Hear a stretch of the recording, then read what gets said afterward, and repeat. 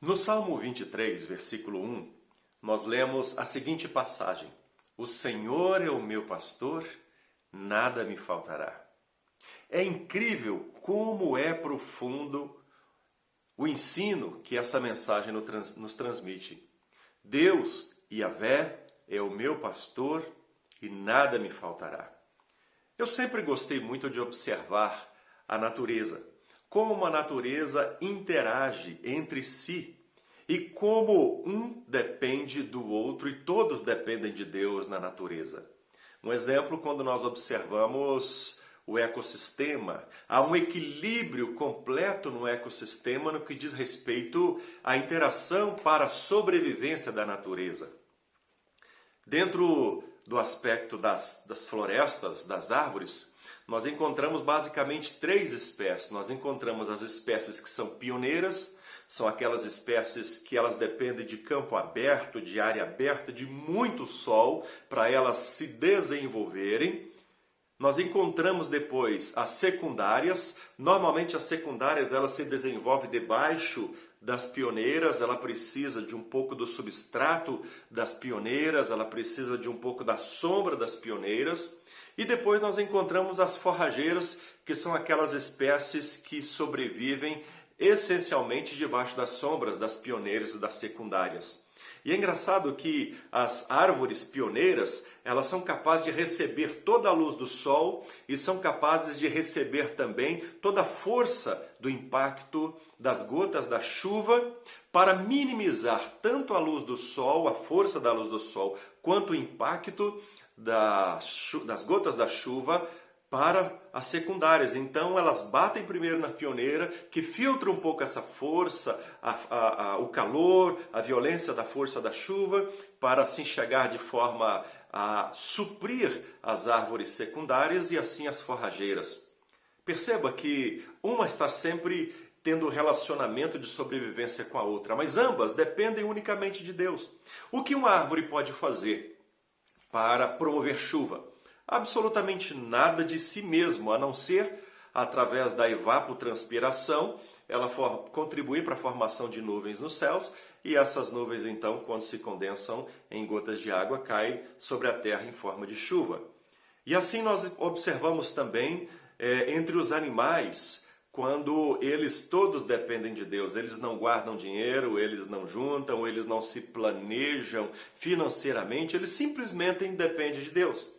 E as Sagradas Escrituras nos ensina que em todos os casos Deus sustenta fielmente cada um dos animais, cada uma das árvores, todo o ecossistema. É incrível a gente observar a natureza como durante as manhãs os campos dão as suas flores, amanhecem floridos, eles se alimentam dos nutrientes da relva e se desenvolvem com a sua beleza, com os diversos tons de verde, com as diversas cores que as árvores e as flores e as folhas proporcionam para a nossa visão, despertando assim, não apenas nós, mas toda a natureza para um novo dia nasceu.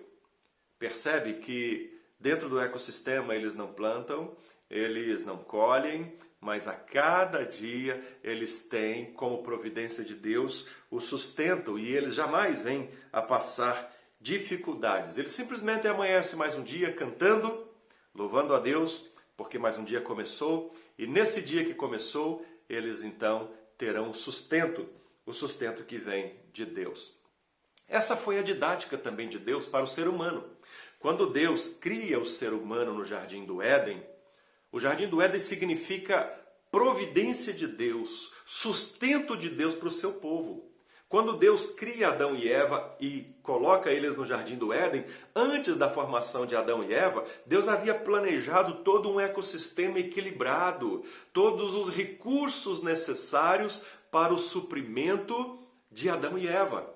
Ou seja, quando Deus cria homem e mulher, o plano de Deus era prover, ser a provisão para todas as necessidades que a humanidade teria. Ali, Adão e Eva, no Jardim do Éden, eles viviam uma total dependência de Deus. Total dependência de Deus. Mas, infelizmente, com a entrada do pecado, eles perdem essa capacidade de depender de Deus. Deus, quando cria Adão e Eva, coloca os dois no Jardim do Éden, isso está lá em Gênesis capítulo 2, e diz que ali no Jardim do Éden haveria tudo para o suprimento, para a necessidade, para o sustento de Adão e Eva e de toda a sua descendência. Deus disse assim, olha, aqui vocês vão ter condições de providenciar todo o alimento, abrigo, conforto, lazer, todas as suas necessidades, elas serão supridas aqui no Jardim do Éden, porque eu, o seu Deus, eu quem te fiz, eu quem te criou, planejei para que vocês pudessem viver bem. Mas infelizmente o pecado entrou no mundo. O pecado entrou no relacionamento do ser humano e a principal consequência do pecado, dentre outras que tem, mas eu diria que a principal consequência foi impedir, foi tolir, foi retirar do ser humano a capacidade de viver em uma total dependência de Deus. O pecado, ele impediu o ser humano de se depender completamente de Deus e de desfrutar do cuidado de Deus. Quando Adão e Eva estão no Jardim do Éden e eles são tentados pela serpente, a Bíblia diz que a serpente diz para eles, comam da árvore que está no meio do jardim. E Eva responde para a serpente, olha, não podemos. Deus disse, de todas as árvores do jardim vocês podem comer livremente, exceto dessa árvore que está no meio do jardim. Porque se comer dessa árvore, nós vamos perder o privilégio de sermos sustentados, cuidados por Deus, de termos alimento, abrigo, conforto, lazer, tudo que nós precisamos para sobreviver bem. E ali então o diabo consegue levar o ser humano a quebrar essa total dependência de Deus e criar no ser humano um sentimento de autossuficiência. Hoje, o que nós vivemos na humanidade são pessoas dependentes de relacionamentos, dependentes do dinheiro, dependentes de remédios, dependentes do banco, dependentes do cartão de crédito. Hoje nós vemos pessoas dependentes de remédio para combater a depressão. Hoje nós vemos pessoas dependentes da situação do mundo em que nós vivemos, dos médicos, dos hospitais. E quando a situação fica difícil, então nós nos esquecemos de que Deus nos criou para depender dele. Quando nós ficamos desempregados, nós passamos a pensar assim, como vou pagar minhas contas? Quando a gente fica doente, a gente fica assim, qual médico eu devo procurar? Será que o hospital vai ter condições de cuidar de mim? E uma das coisas que nós deveríamos fazer em primeiro lugar na nossa vida é voltar à dependência de Deus. O Salmo 23 nos ensina que quando o Senhor é o meu pastor, nada vai me faltar. Salmo 23 me ensina que quando Deus, ele é o seu pastor, ele é o seu orientador, ele é o seu conselheiro, tudo na sua vida vai ser sustentado por Deus. Isso nos dá algumas lições. E a primeira delas, aprenda com essas lições, que se você quer viver numa vida de total dependência de Deus, voltar a depender de Deus, você precisa colocar Deus como centro da sua vida, como aquele que é o seu pastor. É incrível que o pastor é aquela visão de alguém que cuida do rebanho. A visão de pastor no Antigo Testamento e no Novo Testamento também é aquela visão de alguém que protege o rebanho de ovelhas, que leva o rebanho de ovelhas para o bom pasto, que leva o rebanho de ovelhas para a fonte de água, que leva o rebanho de ovelhas para o aprisco e que guarda a porta desse aprisco para que o lobo não venha e cause e provoque mal ao seu rebanho. Há muitos anos atrás, eu fiz um curso de inglês numa escola chamada Fisk, na minha cidade natal. E ali no corredor daquela escola tinha um quadro com uma pastagem muito grande. E lá no fundo do horizonte, assim, alguns cavalos pastando e uma frase que eu nunca me esqueci. In God's pasture we can walk free. Nas pastagens de Deus nós podemos caminhar livremente. É algo que você, para viver na dependência de Deus, precisa voltar às raízes e deixar Deus ser o seu pastor. Mas quando você deixa Deus ser o seu pastor, isso envolve você abrir mão da sua vontade, envolve você abrir mão dos seus conceitos, envolve você abrir mão dos seus planos, envolve você deixar Deus conduzir a sua vida. Porque afinal de contas o pastor sabe o que é melhor para o seu rebanho. Porque afinal de contas Deus quem te fez, Ele te fez para você viver no melhor dessa terra. E vivendo o melhor dessa terra você só vai conseguir quando você deixar aquele que criou todas as coisas e aquele que fez a sua vida, governar a sua vida. Talvez você está sofrendo na sua vida conjugal porque você não tem deixado Deus ser o pastor do seu casamento. Talvez você está sofrendo na sua vida financeira porque você não tem permitido que Deus seja o administrador da sua vida financeira. Talvez você está sofrendo na sua vida emocional porque você não está deixando Deus ser o centro da sua confiança. Eu poderia mudar esse versículo dizendo assim: quando Deus for o meu pastor, nada vai me faltar. Então aprenda uma lição: se você quer viver na total dependência de Deus, deixa Deus governar a sua vida. Deixa Ele ser o pastor da sua vida. Deixa Ele ser o governante da sua história. E você vai perceber que Ele vai prover, nos mínimos detalhes, tudo aquilo que você precisa. Uma segunda lição que esse versículo nos dá é que quando Deus for o seu pastor, nada vai te faltar. A expressão Deus aqui no hebraico é Yavé. Eu não estou falando aqui da confiança em qualquer outra coisa a não ser no Deus Criador, a não ser no Deus da Bíblia, a não ser no Deus que fez todas as coisas e que governa todo mundo. Aqui a expressão Yavé, ela se refere a um único Deus. E infelizmente, a nossa geração tem aprendido a colocar o dinheiro como Deus da sua história. Tem muitas pessoas que o sentimento é o Deus da sua história. Tem muitas pessoas que o trabalho se tornou o Deus da sua história. Tem muitas pessoas que os projetos, os sonhos, se tornou o Deus da sua história. Infelizmente, nós estamos vivendo em uma geração em que as pessoas passam a acreditar que a idolatria é apenas você adorar a imagens de esculturas. E não é só isso. No Antigo Testamento, quando a Bíblia fala de prostituição espiritual, ela está falando de você desviar todo o seu foco de Deus e colocar nas coisas desse mundo. A partir do momento que você deixa de colocar Deus no centro da sua história, por causa das coisas desse mundo, seja elas quais forem, aquilo se tornou um Deus na sua vida. Se o seu marido é um empecilho para você buscar a Deus, e você não busca a Deus porque o seu marido o seu marido é incrédulo, então o seu marido ocupou o lugar de Deus na sua vida, isso é idolatria.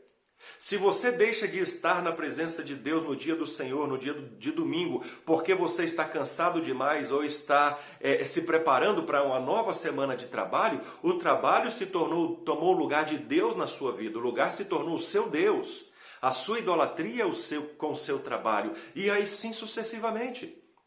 Então entenda que a idolatria, que a prostituição espiritual, não envolve apenas adorar a deuses pagãos, mas envolve você colocar qualquer coisa desse mundo no lugar de Deus na sua vida. E quando você tira Deus do centro da sua vida e coloca qualquer outra coisa, você cai no pecado da prostituição espiritual, da idolatria. Você não está deixando ou colocando Yavé como o norte, como o centro. Jesus Cristo, no Evangelho de Mateus, nos ensina assim: buscai em primeiro lugar o reino de Deus e a sua justiça, e todas as outras coisas vos serão acrescentadas. Entenda que aqui a mensagem é uma mensagem de prioridade. É uma mensagem de colocar Deus no centro, de colocar Deus em primeiro lugar, de não negociar o lugar do trono de Deus aqui no seu coração para qualquer outro lugar. Quando você faz isso, então Yavé não se torna o seu Deus. Se Yavé não se torna o seu Deus, então todas as coisas não serão acrescentadas. É engraçado, né? E infelizmente o que nós temos visto é que existem muitos cristãos que tem colocado o trabalho, dinheiro, bens, sonhos e outras coisas no lugar de Deus, no centro do seu coração. E Davi diz assim: Yahvé é o meu pastor. Eu sei a quem eu sirvo, eu sei a quem eu busco, eu sei a quem eu adoro, eu sei a quem eu estou servindo. Então ele ocupa o centro da minha vida. Seja honesto com você mesmo. Ninguém gosta de ficar em segundo lugar, não é verdade? Por que a traição no casamento machuca tanto? Porque o cônjuge colocou outra pessoa no lugar e você passou para segundo plano. Isso é ruim quando você é colocado em segundo plano lá no seu trabalho. É ruim quando você é colocado em segundo plano no seu círculo de amizades. E você acha que com Deus seria diferente? Claro que não. Deus não gosta de olhar que no relacionamento entre você e Deus, Ele está em segundo plano. Você deixa Deus de lado e fala assim: Deus, estou cansado para ir à igreja hoje. Ou Deus, estou cansado para orar. Ou Deus, estou cansado para ler as Sagradas Escrituras. Ou Deus, eu tenho muita preocupação em faltar dinheiro, então eu vou roubar o dízimo e a oferta. Deus, eu não tenho tempo para você. Nada vai te faltar quando você voltar e repensar o seu projeto de colocar no âmbito da sua fidelidade e da sua prioridade Deus. E a terceira lição que esse salmo nos dá é que Yahvé, sendo o governante da sua vida, sendo o seu pastor, nada vai te faltar. E aqui o texto não cita o que vai faltar, porque na verdade, na visão de Deus, é a amplitude de tudo aquilo que você precisa. Perceba que Adão e Eva no Jardim do Éden, eles eram sustentados em todas as áreas. Quando Deus coloca Adão e Eva no Jardim do Éden, Deus dava a sua presença, a presença de quem iria cuidar deles, a presença espiritual, o consolo. Deus dava a felicidade na vida conjugal, Adão e Eva eram extremamente felizes. Deus dava o melhor do sustento, porque eles tiravam do Jardim do Éden o melhor para o seu sustento. Deus dava consolo, conforto.